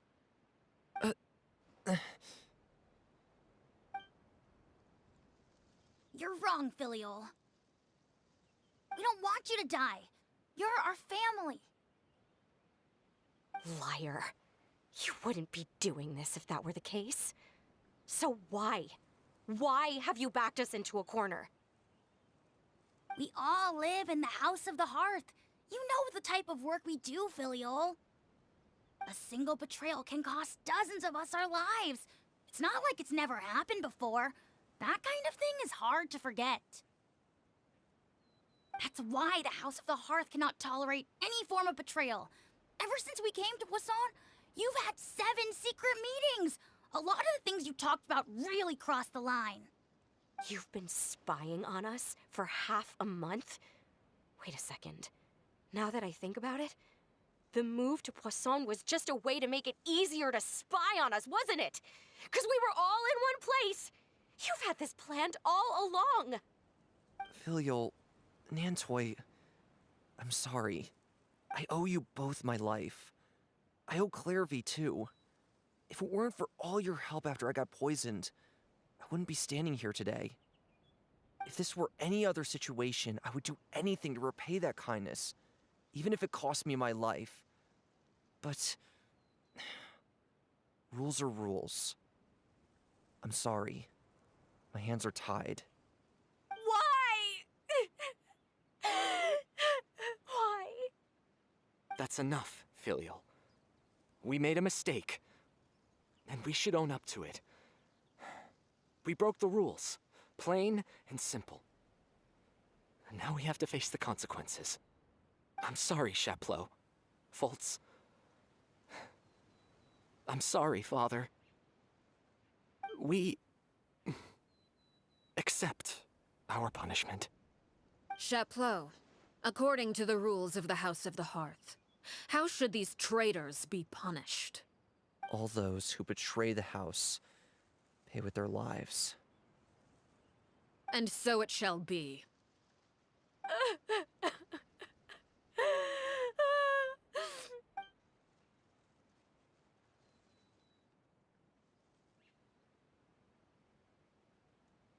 Father, please wait!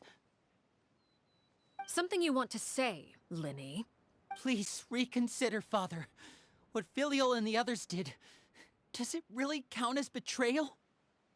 We all come from broken families. From the very first day we joined the House of the Hearth, we wanted nothing more than to make it a real home. But the truth is, none of us know what a real home should look like. I'm not saying I have all the answers. All I know is this. Killing Filial and the others may uphold the rules, but doing so will only bring us further away from being a real family than we've ever been. So please, Father, please, reconsider. I agree with Linny. Father, please. Linny, you...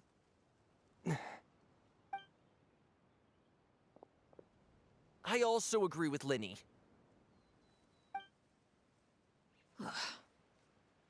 An order once given cannot be rescinded. However, Given the extent of your determination, I suppose we shall have to go about this a different way. Draw your weapons and face me. Our weapons? Father, are you referring to a duel? Precisely. The rules of the house will not be altered. Traitors must be punished. However, resolving disputes with a duel is also one of our rules, one that also applies to me. Demonstrate a sufficient showing of strength, and I shall offer a concession. Wait. Beat Father in a duel? Impossible. Father is way too strong, even for Lenny.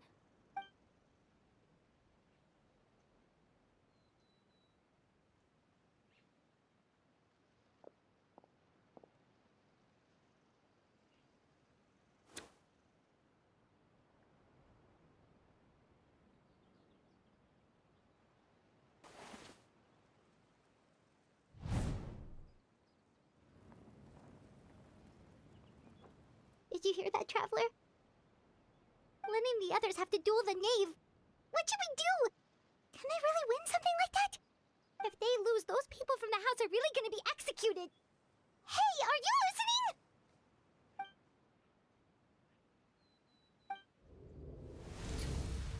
Don't you want to say a proper goodbye at least? Anger makes you impulsive. Sorrow causes you to waver.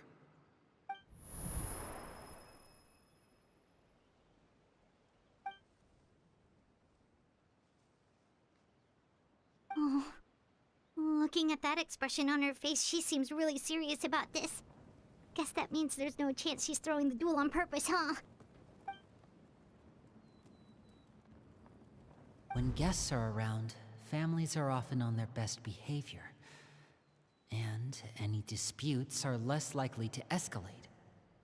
When the time comes, make the choice that you deem most appropriate in the situation, and lend your help to the House of the Hearth. What's wrong, Traveler? Hey, where are you going? Traveler?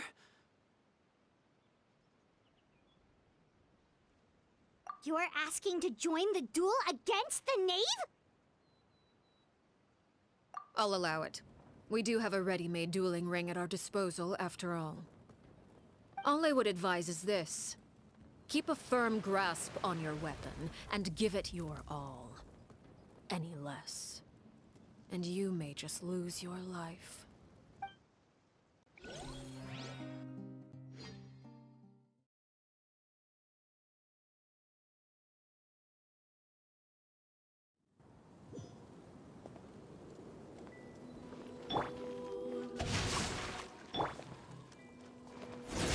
Everyone hold hands!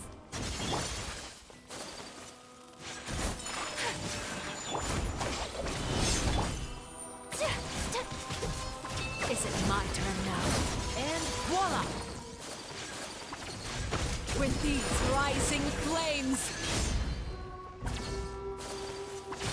Is it my turn now?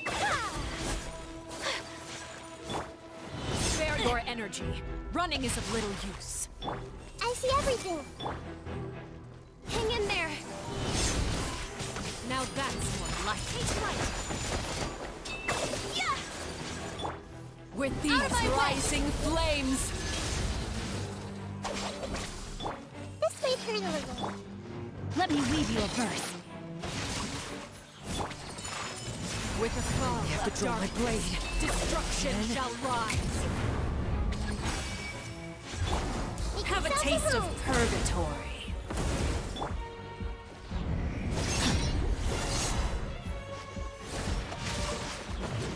Our bond is strong! How amusing. And voila!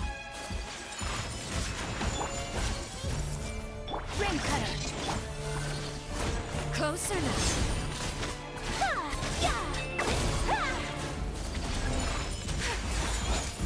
The countdown has begun. Sakura swirl! Like a fly tangled in a web. Not bad. He's proven to be a worthy opponent after all. With these rising flames! Body in mind.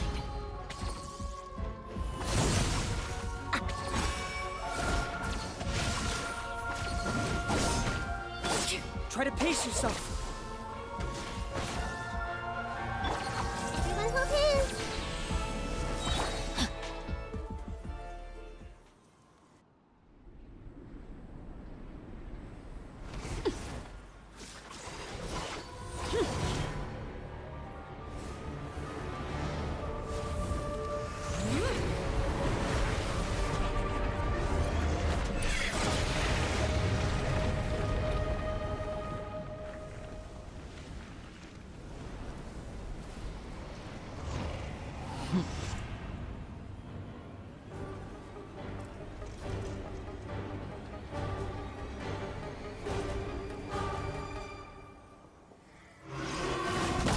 A minor setback. Seared away.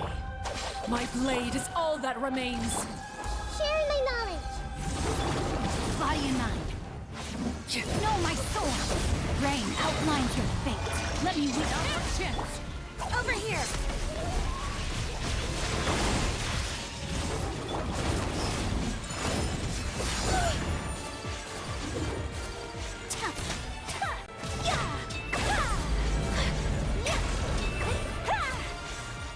Dead with me. Your punishment made manifest.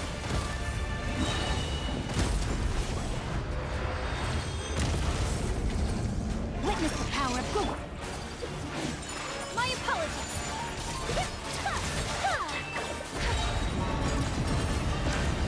The sun and moon have set. Now's our chance. Over here!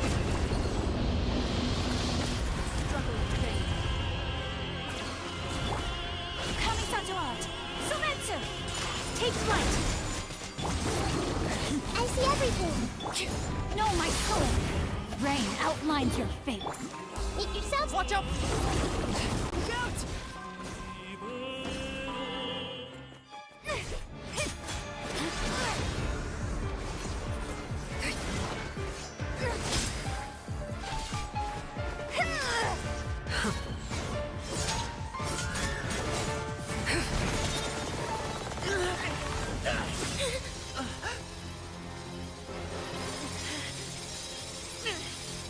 You should know better than to crowd in one place.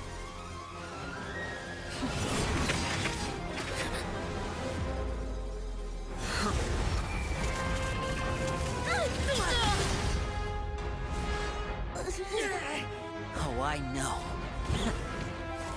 Now! I'm sorry, Father!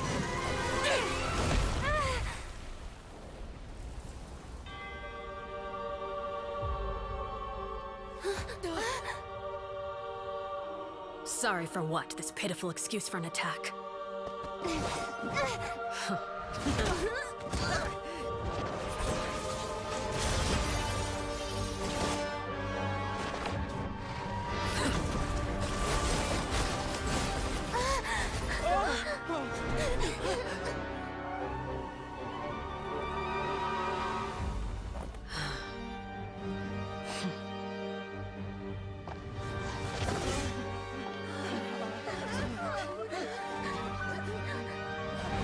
Father, no!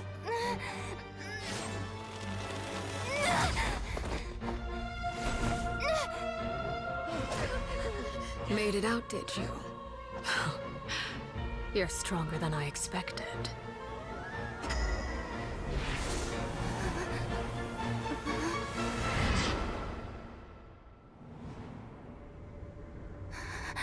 A crimson moon. I can't move.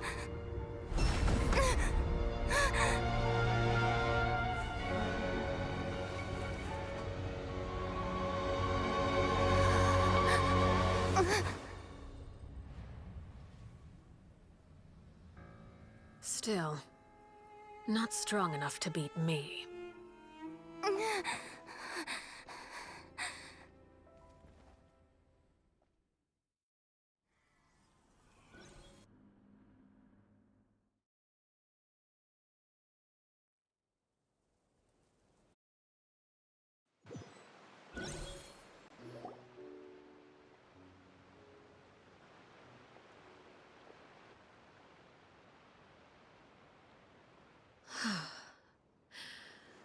I believe we can end things here.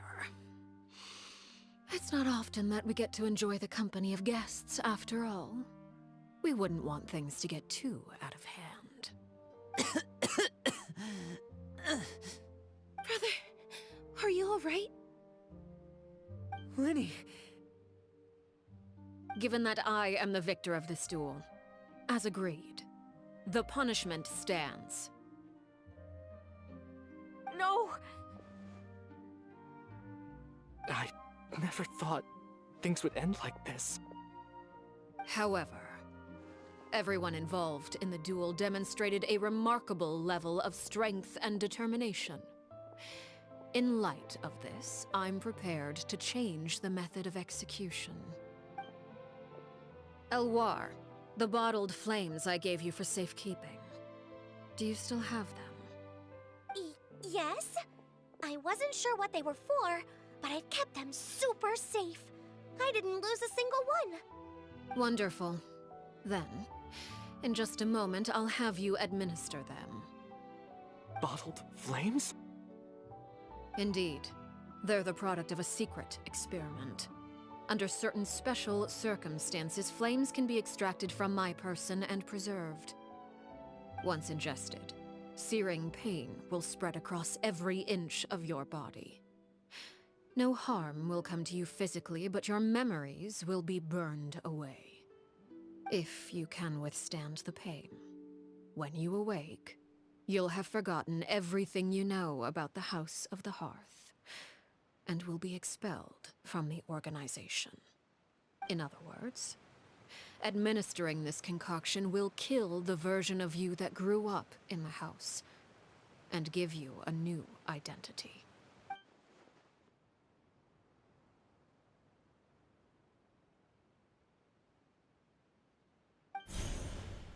Memory is a mysterious thing indeed.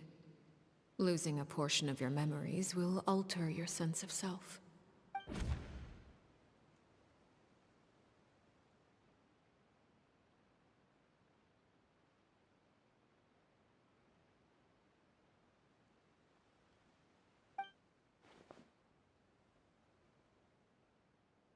So, you're just letting us go, Father? You misunderstand. Memories are extremely important. Once consumed by flame, the version of you standing before me will die, and our secrets will die with you. So no, I don't intend to just let you go, because the person who survives will be nothing but a stranger. Even so, I won't have to live in fear anymore. I'm sorry, Father. I'm sorry I let you down. But I really... Don't cry, Filial. You haven't left the house yet, so there are still rules to be followed, yes? Remember what I taught you. Anger makes you impulsive, sorrow causes you to waver. Don't let yourself be controlled by... Of course. I'll remember. Dry your tears, and go pursue the life you really want. Yes, Father. Chaplot, Fultz, Elwar, take them back to Poisson. And bring Lenny and the others as well. I prepared 3 extra vials of bottled flames. As for whether to take them, the choice is yours. Goodbye, children. The next time we meet, I will no longer be your father. Thank you for all you've done for the house. I hope you have bright futures ahead of you.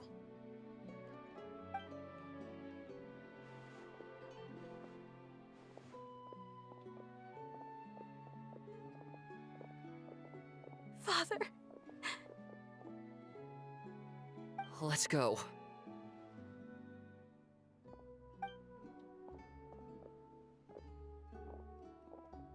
Here, grab my arm, Lenny. I'll help you walk back. Thank you.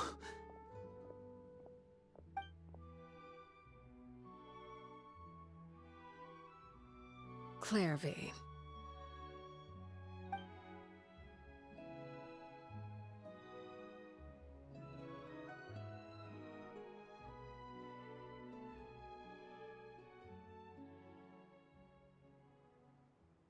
Can we talk now? I've been waiting for a super long time. You really are Perry, aren't you? I haven't seen you in so long. How come you're all grown up? Wait, did I somehow travel to the future on accident? Or am I dreaming?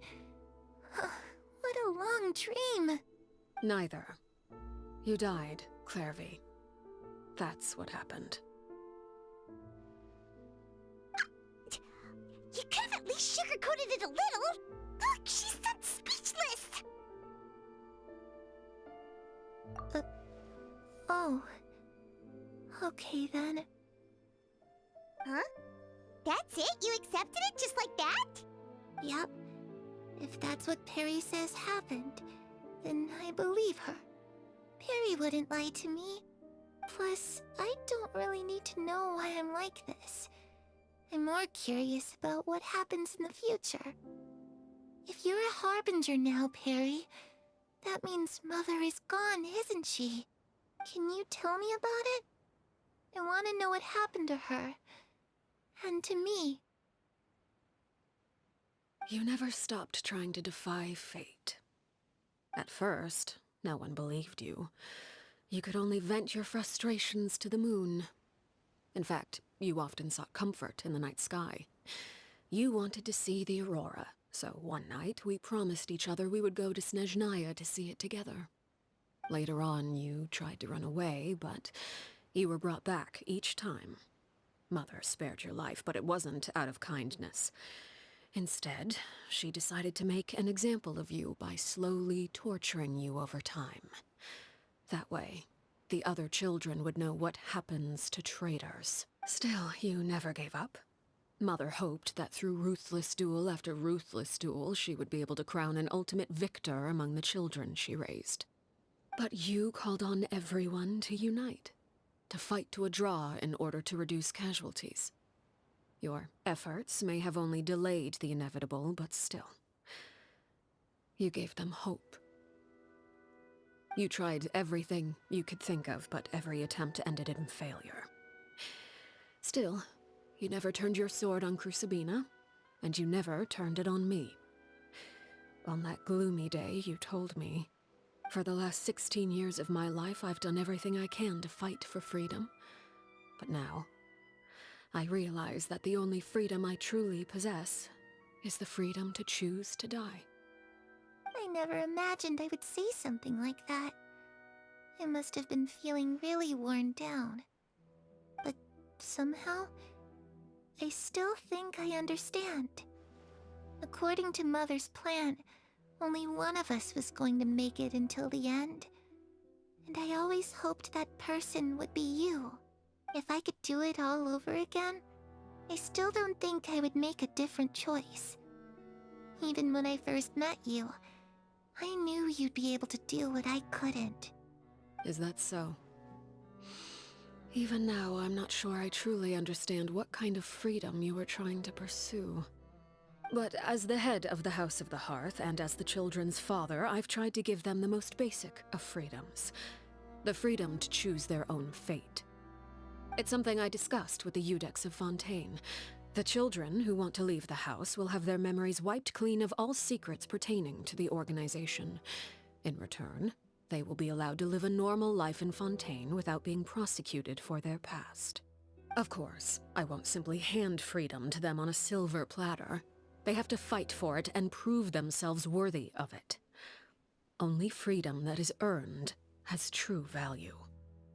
That's more than enough. That's exactly the kind of life I was fighting for. You know, Perry, I think you're a pretty amazing king, and a really great father, too. I'm really happy that you're the one who took over the house. I guess I do have one regret, though. I still haven't seen the outside world. Well, it just so happens that our dear guests over here have been to many nations and traveled to countless places. Perhaps they would be willing to tell you what the outside world is like. Really? Of course!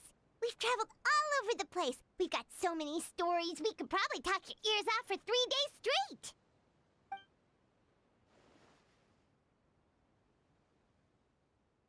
You know, I used to dream of being a bard. Playing the lute while singing into the winds of freedom. Even if there was no one there to listen, I would have continued to sing no matter what. Those yokai you mentioned, what do they look like? I once saw a drawing of this one guy with horns on his head and a super scary face. Are there any yokai like that? Oh, sounds like you're talking about an Oni. Yep, we've met one, and let Paimon tell you, they're not nearly as scary as they look.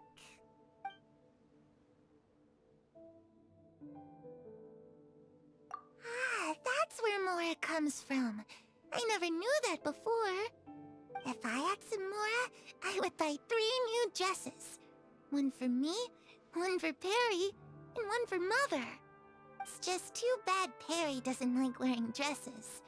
And Mother, she probably wouldn't accept something like that either. I guess I'd just have to keep them all for me then. I could wear a different one every day. I was always too afraid to skip Mother's fighting lessons.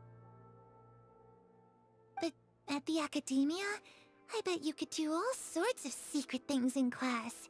Things that have nothing to do with studying. I'm just kidding. Being able to study whatever you want without having to fear for your life actually sounds pretty great.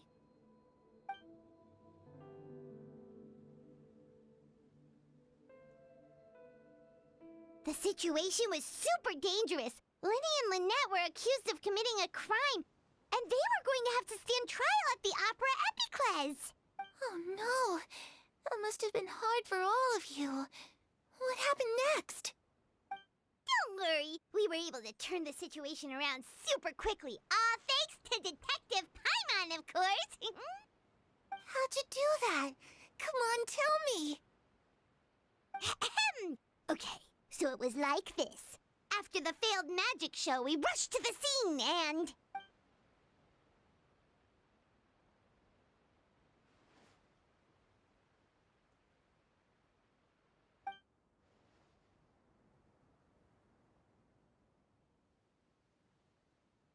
Shadows don't have the capacity to learn or grow. Any new information they encounter is quickly forgotten over time.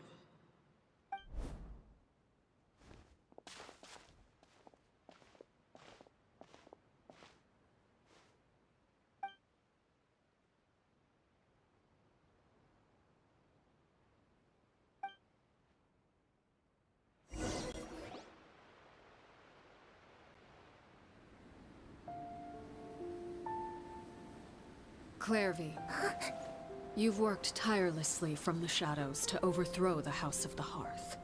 Now, by my authority as the Knave, I shall announce how this matter ends. You are hereby expelled from the House of the Hearth. You are no longer tied to this place, nor are you bound by its rules.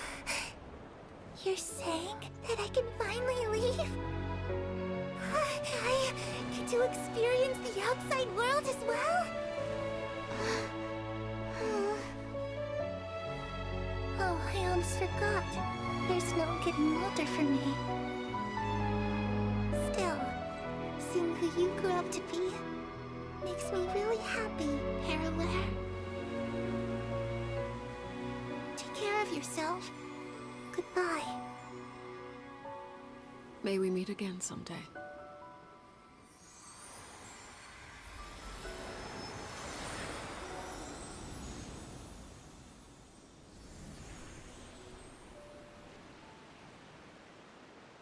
Clairvy. She left so soon. Paimon didn't even get to finish her story. I also have certain sentiments left unsaid. I wanted to tell her that the aurora I saw in Snezhnaya was just as beautiful as the ones in the pictures. But a shadow's memories reset at dawn. Had we delayed any longer, we wouldn't have had the time to say goodbye. Whatever regrets may linger, let them be lost to the coming of a new day. Father? It's Linny! Hey, Linny!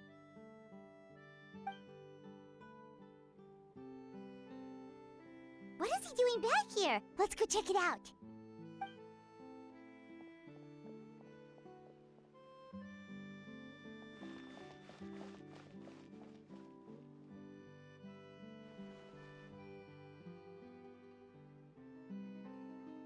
Father, the bottled flames have been administered. Filio and the others have left the house. And you? What have you decided? Thank you for giving us that choice, Father. But we never wanted to leave the house. It's the only home we've ever known. Lynette and Fremine feel the same way. They're recuperating back at the Hotel Bouffe d'été. But I decided to come back and tell you where we stood. I'm sure you're well aware of the expectations I have for you. I want you to follow in my footsteps and become the next king of the house. Yet you seem to have different ideas. I must admit, I'm rather surprised by your decision to stay. There's nothing wrong with choosing to live a quiet life. Leading this organization is a heavy responsibility, one not so easily carried by someone forced onto the throne. I just never understood what you saw in me. What made you believe I was deserving of that throne? You're brave, talented, and, most importantly, you cherish your family. You would do anything to protect them, even if it costs you your life.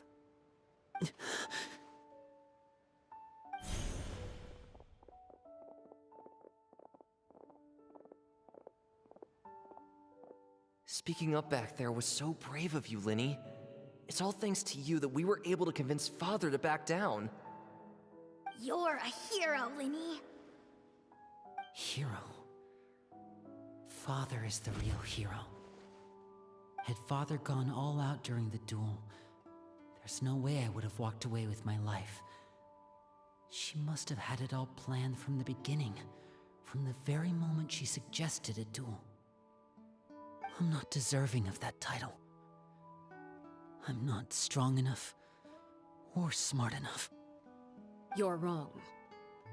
In my opinion, all you need to be deserving of the throne is conviction and the necessary strength to act on it. We may have different ideas of what it means to be a family, but you can hardly be said to lack conviction. What you truly lack is strength. For someone of your talent, though, that's something that will come with time. Even without that strength, you still chose to face me in a duel, even though the odds were stacked against you. That capacity to honor your convictions is what I truly see in you. Father. No one knows what the future holds, what tragedy or triumph may be in store. Being at the head of this organization requires the strength of will to face whatever comes. Caution will only hold you back. If reaching a certain standard were required to go after what you want, I would never have succeeded in killing my predecessor. Back then, there was still a considerable gap between our abilities. Strength may decide the ultimate victor, but those who let a lack of strength dictate their decisions or undermine their convictions will never be worthy of the throne. I understand, Father. Thank you. Children must grow up to surpass their parents. Only then can a family continue to flourish. The road ahead is not an easy one, so I'll ask you one last time. Are you certain you want to stay? You've done so much for me, Father, and that kindness must be repaid. Plus, with Project Stuja at hand, there are many dangers ahead. and I, for one, don't intend to back down. Protecting my family at all costs. That's my conviction. Then you're welcome to stay. As for Project Stuja, you need not be too concerned. If those cowardly businessmen and heartless dignitaries try to take us down, I'm prepared to teach them a lesson. Having members who longed for the light was our organization's last weakness. With those members no longer among our ranks, the House of the Hearth is like a spider hiding in the shadows. We need only wait for our prey to come to us. At present, our imperative is to use their plan to our advantage. In doing so, a crimson moon shall rise amid the frigid blizzards of winter. No demonstration of loyalty shall go unrewarded, and no sacrifice shall be in vain. As for the two of you, whether we meet again as friend or foe, I'll remember the camaraderie we shared in this moment. No matter how arduous the journey ahead, I hope we both reach our desired destination.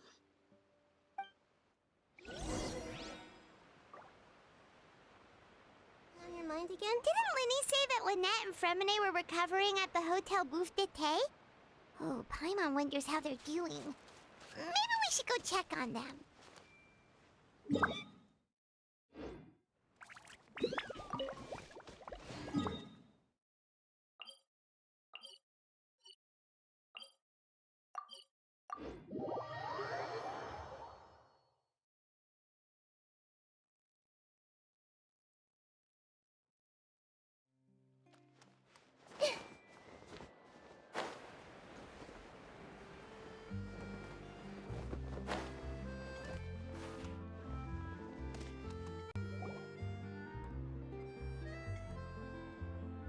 Lynette? Fremine? How are you feeling? Much better. Whew, what a relief! What about you? Are you feeling alright? I knew you'd come out unscathed. Us, on the other hand, well, we've been bedridden for 2 days. I couldn't even turn over. Oh, and I wanted to ask, is Clairvy gone? Linny and the other members have left Poisson and returned to the House of the Hearth. According to him, there haven't been any more sightings of a spirit roaming the house. I see. I'm glad. Father came to check up on us 2 days ago and told us about what happened with Crusabina and Clairvy. Actually, I've met Crusabina before. Wait, what? You've met the former knave? Crusabina died a year after Clairvy. It was during the year between their deaths that I joined the House of the Hearth. Crusabina had an extremely cruel and radical way of doing things. While she was alive, the atmosphere in the house was suffocating.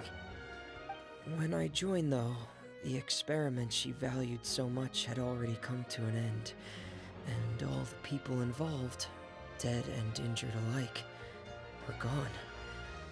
Crusabina never talked about the past with us newcomers. A couple of months after I joined, Father killed Crusabina and burned all her files. With that, the names of all the people subjected to her experiments, Clairvy included, were lost to the flames, along with the painful memories they represented. Father took in Lenny and me a couple months after that, but she never mentioned anything about Crusabina or Clairvy. It really seems like something she was planning to keep to herself. The last time you talked to her, did she mention why she kept it a secret for so long? She said she didn't want us to be affected by the darkness of the past. She was worried we'd develop a false sense of gratitude towards her if we knew about it. The foundation of a family should be free of any corrupting influence.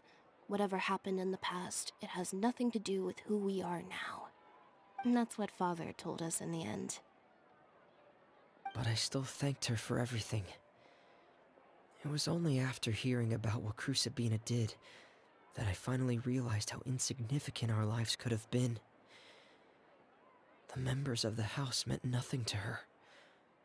To say that she valued them in any way, even just as a tool, would probably be giving her too much credit. If Father hadn't taken over the House of the Hearth, I probably would have already... Father rarely brings up the fact that she saved us. She doesn't believe that being indebted to her should be what ties us together. But even if we didn't owe her anything, we would still choose to stay. Because this is our... We may have arguments or times when we feel wronged. Some people may even choose to leave. But as long as Father is here, we will always have a home.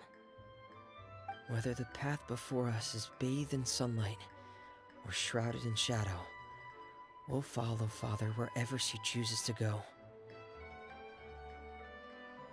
So I wanted to say thank you for helping us make it through this crisis. Without your help, we could have lost a lot more along the way. Oh, we didn't do anything, really. Of course. You're welcome anytime. Are Filial and Nantoy okay? I actually saw them at a cafe this morning. They didn't recognize me. From what I could tell, they were drinking coffee and talking about one of the operas that started running recently. They seemed happy. If I had to take a guess, I would say they finally found the kind of life they always wished for.